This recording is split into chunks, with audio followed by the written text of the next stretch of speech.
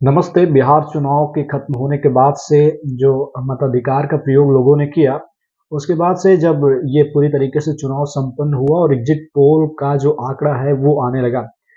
बीते दिन जिस तरीके से चाणक्य और तमाम जो एग्जिट पोल वाले संस्थाएं हैं जो लगातार जो है ग्राउंड पे रहती हैं और इस बात का डाटा जर्नलिज्म के तहत कहीं ना कहीं वो कलेक्शन करती हैं, जिसके बाद से जो स्थिति चुनाव के बाद से सामने आती है, उसके बाद जो एग्जिट पोल दिखाए जाते हैं उसमें ये दिखाया जा रहा है कि एनडीए की एक बार फिर से कहीं न कहीं बढ़त देखी जा सकती है और एक बार फिर से कहीं न कहीं सरकार बनती हुई नज़र आ रही है।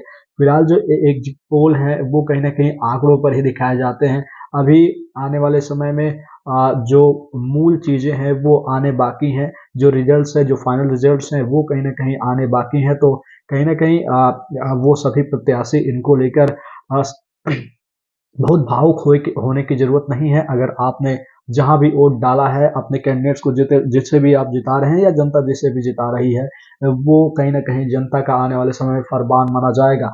एग्ज़िट पोल के आंकड़े जिस तरीके से आ रहे हैं, तमाम जो एग्ज़िट पोल्स के जो डाटा संचालन करने वाले जो लोग हैं, जो एग्ज़िट पोल देने वाले लोग हैं, वो तमाम न्यूज़ एजेंसीज़ हों, चाहे वो एग्ज़िट पोल देने वाली जो एजेंसीज़ हों, वो भी कहीं न कहीं जो सारे फाइनल्स जो एग्जिट पोल हैं वो अभी तक लगभग-लगभग आ चुके हैं बीते कल के दिन तक।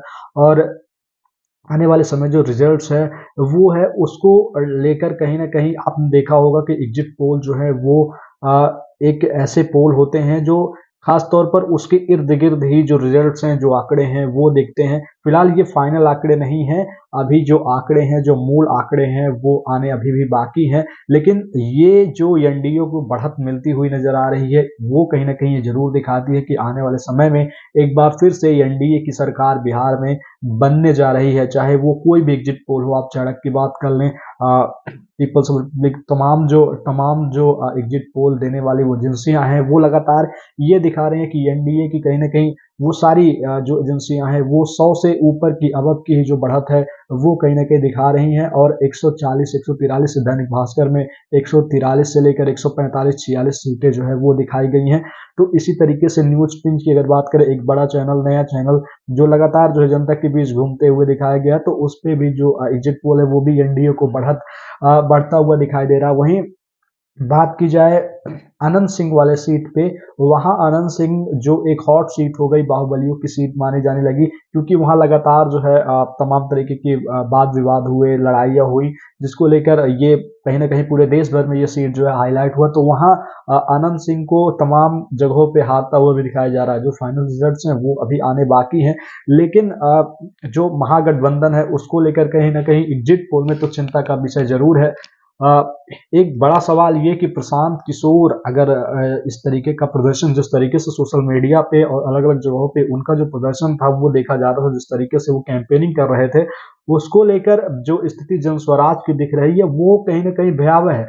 क्योंकि जन स्वराज कम से कम ये जिस तरीके से एग्जिट पोल्स में दिखाए जा रहे हैं कि जन स्वराज की जो पार्टी है वो 5 से 7 या 7 से 8 जो सीटें हैं, 10 से 15, इससे ज़्यादा वो कहीं भी लाती हुई दिख नहीं रही है। इससे कम ही आंकड़े जो है वो जनस्वराज के लिए हैं। वो प्रशांत किशोर की जो कैंपेनिंग है, जो उनके मुद्दे थे, वो मुद्दे पे कहीं गलत उतरते नहीं है, लेकिन जनता को क्या रास आया है ये जनता ही जानती है और उसी पे जनता ने वोट दिया है। क्या एक बार फिर से एनडीए में नीतीश कुमार की वापसी हो रही है? क्या एक बार फिर से अ, एनडीए में नीतीश कुमार मुख्यमंत्री बनने जा रहे हैं? ये एग्जिट पोल के जो आंकड़े हैं वो तो कहीं कहीं ना कहीं एक बार फिर से जो है एनडीए को बढ़त दिखाते हुए नजर आ रहे हैं, लेकिन जो फाइनल आंकड़े हैं वो कहीं ना कहीं अभी देखे जाएंगे और आने वाले समय में इसका भी कहीं ना कहीं आकलन देखने को मिलेगा। तो फिलहाल बने रहिए हमारे साथ, जो भी अपडेट्स आते हैं हम आपसे बताने की कोशिश करेंगे, जानने की कोशिश करेंगे, और भी अपडेट्स के साथ हम आपसे ज़रूर मिलेंगे। तब तक के लिए बने रहिए।